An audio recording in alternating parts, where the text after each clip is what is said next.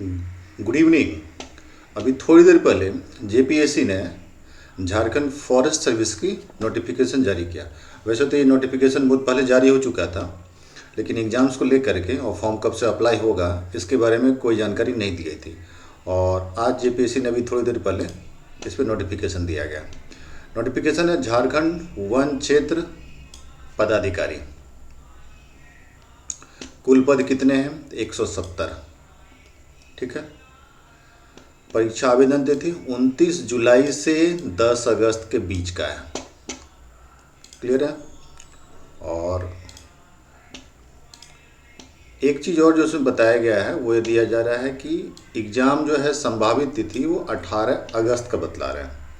और ये वही टाइम है जो टाइम जेएसएससी सीजीएल का होने का संभावना है। और ये वो टाइम है जिस टाइम या तो सीडीपीओ का इंटरव्यू का होगा या तो जेपीएससी जो 11th का होगा वो उस वक्त इंटरव्यू चल रहा होगा। तो थोड़ा सा मुझे ये एग्ज़ाम को लेकर मुझे डाउट है। अब ऐसे तो निर्भर करता है क्योंकि जेपीएससी ने इधर हाल में ढेर सारा एग्जाम्स लिया भी है और संभावित लिया है।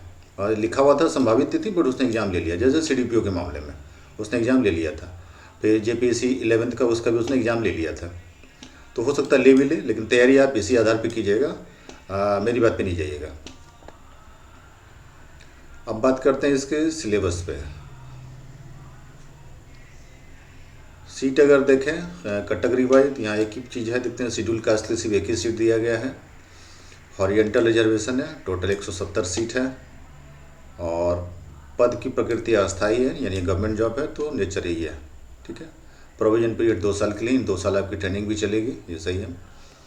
एजुकेशनल क्वालिफिकेशन अगर आप देखें इसमें तो यहाँ दिखाई देता है कि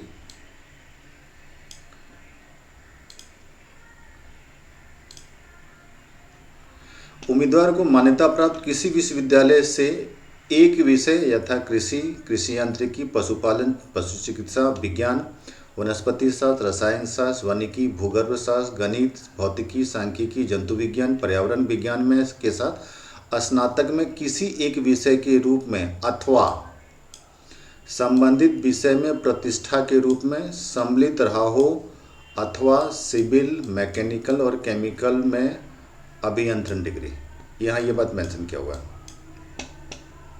ठीक है। इसमें से कोई एक डिग्री होना अनिवार्य है। यानी क्या, अगर आप ये एग्ज़ाम देना चाहते हैं तो आपके पास इन सभी में से किसी एक में ग्रेजुएशन का डिग्री होना जरूरी है। ठीक है, बात को समझिएगा। दूसरा यहाँ क्या लिखा हुआ एक बात रखिएगा, अथवा। यहाँ भी लिखा हुआ है अथवा, इंग्लिश में भी देख लेते हैं। A candidate must hold bachelor degree with at least one of the subject, namely agriculture, agriculture engineering, animal husbandry and veterinary science, forestry, botany, chemistry, geology, mathematics, physics, statistics, geology, environmental science, or honored in related subject, or engineering degree in civil, mechanical, chemical from any recognized university। आपको परीक्षा देने के लिए किसी science वाले stream में से किसी एक में होना चाहिए या इंजीनियरिंग वाले किसी डिग्री में होना चाहिए। यहाँ ये मेंशन नहीं है कि आपको कौन सा सब्जेक्ट चूज करना है। यहाँ ये भी नहीं लिखा हुआ है कि अगर आप इन्वायरमेंटल साइंस से ग्रेजुएट हैं तो इन्वायरमेंटल साइंस पेपर ही लेना है। अगर आप मैथमेटिक्स से हैं और आपका मैथमेटिक्स ठीक नहीं है और आपको लगता है कि हम एग्रीकल्चर से एग्ज़ाम दे सकते हैं तो यू आर एलिजिबल। यहाँ के हिसाब से जो बातें मैं स्पष्ट कर रहा हूँ, वैसे अगर आप आरटीआई मारेंगे तो सारी जानकारी मिल जाएगी, लेकिन यहाँ जो अस्पष्ट दिख रहा है वही स्पष्ट दिख रहा है। ठीक है, कि कोई भी पेपर जैसे, ठीक है। यहाँ पे एक चीज़ मेंशन नहीं है, इलेक्ट्रिकल। यहाँ पे इलेक्ट्रिकल मेंशन नहीं है, तो जब इलेक्ट्रिकल मेंशन ही नहीं है तो आप इलेक्ट्रिकल से एग्ज़ाम नहीं दे सकते हैं। और जब आप कंप्यूटर साइंस यहाँ पे मेंशन नहीं है तो फिर कंप्यूटर साइंस भी इसमें नहीं दे सकते हैं। ये कन्फर्म करके यहाँ लिखा हुआ है। और engineering degree in civil, mechanical, chemical from any recognised university. तो जब तक यहाँ पे इलेक्ट्रिकल लिखा हुआ नहीं, जब तक यहाँ पे कंप्यूटर लिखा हुआ नहीं है, तब तक आप दे नहीं सकते एग्जाम। ये है। लेकिन इन सभी में से कोई भी स्टूडेंट्स अगर एक दूसरे में कोई इंटरचेंज सब्जेक्ट लेना चाहे तो ले सकता है। जैसे किसी स्टूडेंट सिविल के हैं लेकिन सिविल का पेपर स्ट्रांग नहीं है तो वो एग्रीकल्चर लेके दे सकता है एग्जाम, एलिजिबल है यहाँ पे। क्योंकि कमीशन में ऐसा कहीं मेंशन नहीं होता कि जिस सब्जेक्ट से आप हैं उसी में रहेंगे। वैसे ये जेपीएससी को थोड़ा और क्लियर करने की ज़रूरत थी, जो जेपीएससी ने क्लियर नहीं किया यहाँ पे। दूसरा, उम्मीदवार को अच्छे स्वास्थ्य का होना अनिवार्य है। दूसरा, शारीरिक विकलांगता से मुक्त होना चाहिए। यानी फिजिकली हैंडीकैप के लिए थोड़ी सी प्रॉब्लम, वो एग्ज़ाम नहीं दे सकते। मिनिमम एज 21 साल है, ये जो काउंट होगा वो 1 अगस्त से काउंट होगा। ये उसका सारा दिया है। जनरल के लिए 35 साल, मैक्सिमम 40 ईयर्स है। Schedule tribe schedule caste male female के लिए, और EWS के लिए भी 35 ईयर्स ही है, ठीक है। और EBC के लिए 37 ईयर्स है, फीमेल के लिए उसमें थोड़ा 1 साल का रिलैक्सेशन दिया है। एक्स सर्विसमैन को 5 साल का रिलैक्सेशन मिला हुआ है। अगर आप जॉब में हैं झारखंड सरकार के, 5 साल का रिलैक्सेशन है सब में। जैसे अगर आप 40 साल के हैं तो 45 साल वाले तक दे सकते हैं, 35 साल के हैं जनरल कैटेगरी तो आप 5 साल का रिलैक्सेशन है, यानी कि 40 साल वाले भी दे सकते हैं। परीक्षा के लिए एक PT एग्जाम्स है, मेंस एग्जाम है, फिर फिजिकल टेस्ट है, फिर इंटरव्यू है, और फिर उसमें मेडिकल चेकअप है। इसमें मेडिकल चेकअप और ये दोनों बहुत इंपॉर्टेंट है। यहाँ पे अगर अनफिट हो गए तो आपको हटाया भी जा सकता है, क्योंकि लिखा हुआ है परीक्षा में आपके स्वास्थ्य का होना आवश्यक है, ठीक है। एक दूसरी बात, एक जो इसमें और मेंशन किया हुआ है वो यहाँ पे देखिएगा, लिखा हुआ है कि 150 अंक की अवधि 2 घंटे की होगी। पेपर 1 प्रारंभिक परीक्षा मात्र सामान्य अध्ययन का होगा, जो मात्र 1 पेपर का होगा और 150 अंक का होगा। यहाँ तक तो ठीक है, लेकिन एक चीज़ और लिखता है कि यदि अधियाचित रिक्ति के 10 गुना या उससे कम अभ्यर्थी हो तो सीधे मुख्य परीक्षा आयोजित की जाएगी या आयोग जैसा उचित समझे। यानी नंबर ऑफ स्टूडेंट अगर लगभग 1700 या 2000 2500 स्टूडेंट नहीं हुआ तो मान के चलिए कि इसका PT एग्जाम नहीं होगा, डायरेक्ट मेंस का एग्जाम हो जाएगा। लेकिन उतने स्टूडेंट्स हो जाएंगे, ये कंफर्म है, ठीक है। तो उसको लेकर टेंशन नहीं, PT एग्जाम तो होना ही होना। प्रारंभिक परीक्षा में अधियाचित रिक्ति 10 गुना 10 टाइम होना चाहिए, तब चयन होगा। यानी टोटल सीट जो हमारा 170 है, 1700 को लिया जाएगा मेंस के लिए। क्या क्या सब्जेक्ट पूछा जा रहा है PT एग्जाम्स में? सब कॉमन है, 20 नंबर 20 नंबर 20 नंबर 20 नंबर। खाली झारखंड का इतिहास भूगोल ज्योग्राफी 30 नंबर का है, और करंट इवेंट हमारे पास 20 नंबर का, जनरल साइंस 20 नंबर का, बाकी सब वैसे ही है। 150 नंबर का एग्जाम होगा, जैसा ही होता है, ठीक। मुख्य परीक्षा में क्या दे दिया? जनरल पेपर जो हमारे पास मेंस का है, पेपर 1 जो है क्वालिफाइंग नेचर का 3 घंटे का, 50 नंबर हिंदी 50 नंबर इंग्लिश पास करना होगा। जनरल स्टडी 1 पेपर का 100 अंक का 2 घंटे का होगा। पेपर वैकल्पिक विषय हमारे पास है, पेपर 1 और 2 होगा 200 नंबर 200 नंबर का। 50 नंबर का इंटरव्यू होगा, 550 अंक पे जो है वो टोटल आपका मार्क्स डिसाइड होगा, यानी जो रैंक डिसाइड होगा उसी पे होगा। मेधा सूची सामान्य अध्ययन और वैकल्पिक विषय तथा साक्षात्कार में प्राप्त अंक के योग पर होगा, यानी ये पेपर नहीं जुटेगा। एक वैकल्पिक विषय होगा जिसमें 2 पत्र होंगे, समय 3 घंटे का होगा।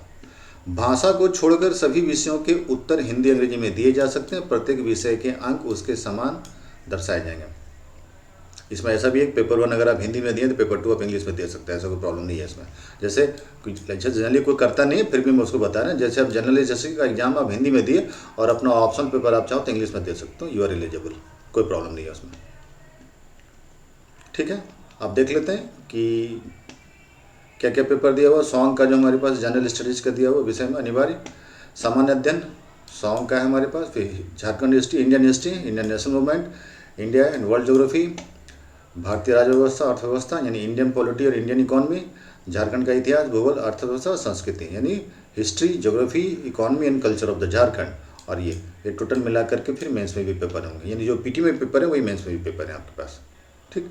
सॉन्ग का है तो आप यहाँ मान के चलिएगा आपका जो पेपर होगा, क्वेश्चन जो होगा या तो 5 क्वेश्चन लिखने देगा या तो 8 क्वेश्चन लिखने देगा या 10 क्वेश्चन लिखने देगा, 10-10 मार्क्स का ऐसे कुछ होंगे हमारे पास ऑप्शन में। और यानी कि क्वेश्चन बहुत लेंदी नहीं होंगे, जो होता 4 पेज 5 पेज लिखना होता है वैसा इसमें कहीं को आपका ऑप्शन आने वाला नहीं है। आपका जो पेपर होगा मान के चलिए कि सारा पेपर जनरली जो होगा वो 10 नंबर का है या 15 नंबर का रहेगा, तो आपको वही 1.5 पेज 2 पेज वाले लिखने वाले होंगे, तो प्रॉब्लम आपको नहीं होगी। हिंदी जो है माध्यमिक स्तर है, मेंशन किया हुआ है, 9-10 लेवल का क्वेश्चन है, बहुत ईजी है, कुछ नहीं आप पास कर जाएंगे इसमें। ये भी मेंशन कर दें हिंदी में क्या पूछेगा, 20 नंबर का ऐसे रहेगा, एक संक्षेपण एक व्याकरण। इंग्लिश में भी वही है, ऐसे रहेगा, कॉम्प्रिहेंशन रहेगा, ग्रामर रहेगा। आप दोनों में से किसी एक में अगर पास है तो पास मान लिया जाता है, यहाँ देखिए लिखा हुआ भी है।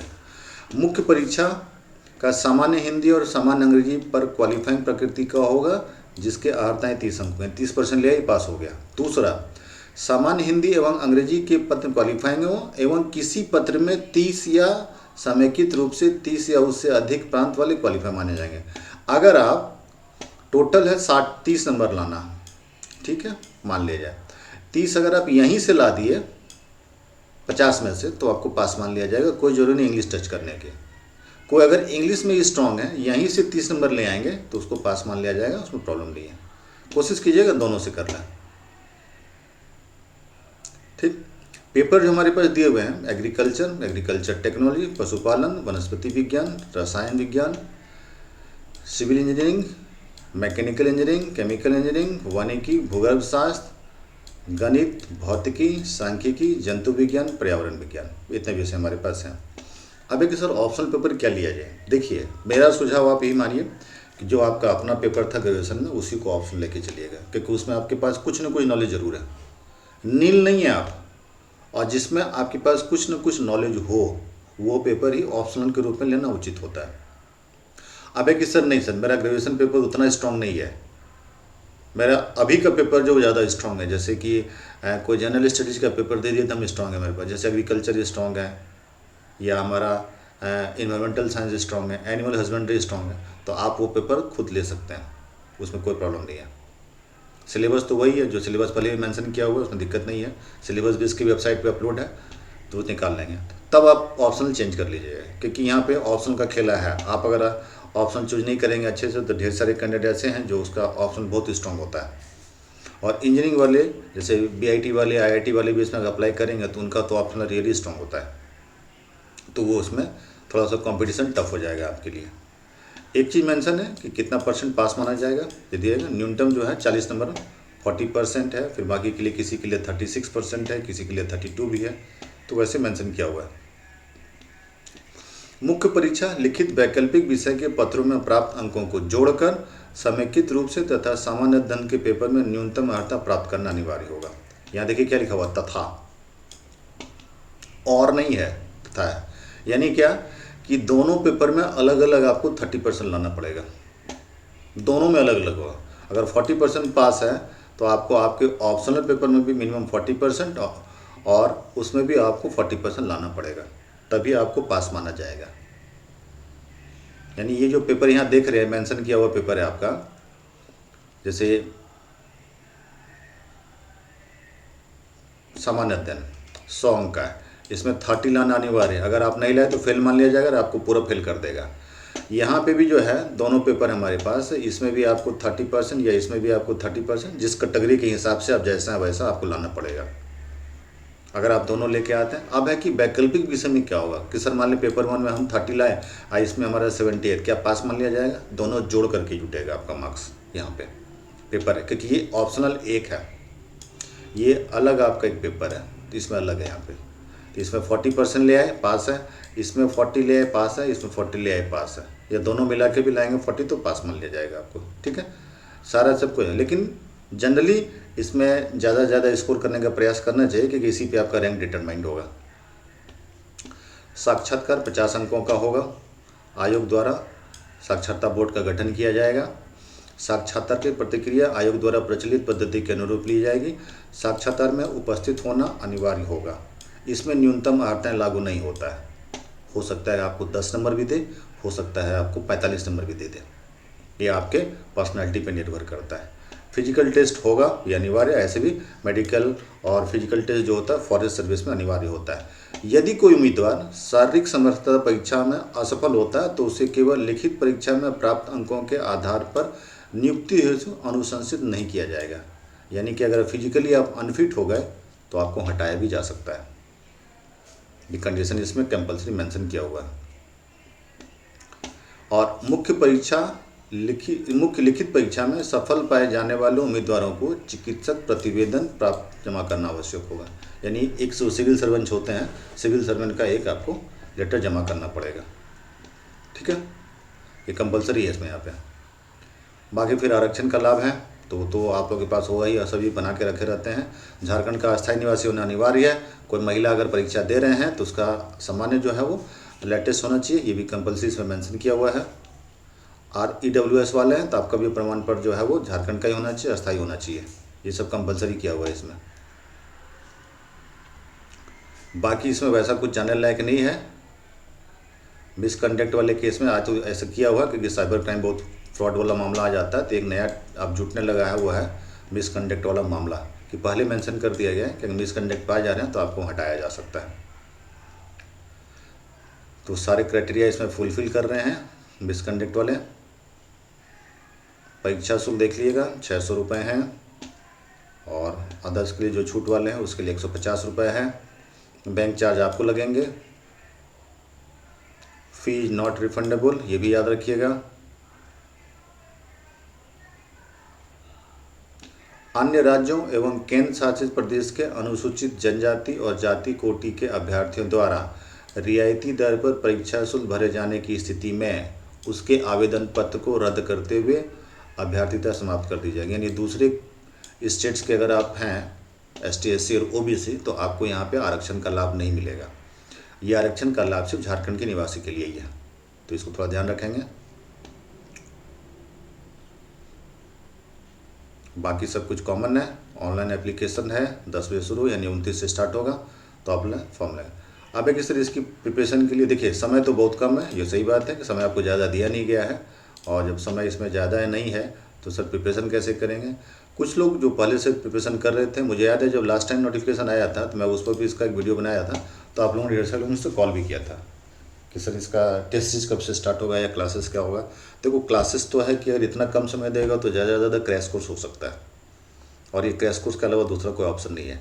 दूसरी बात ये कि सर ऑप्शनल को लेके क्या करेंगे।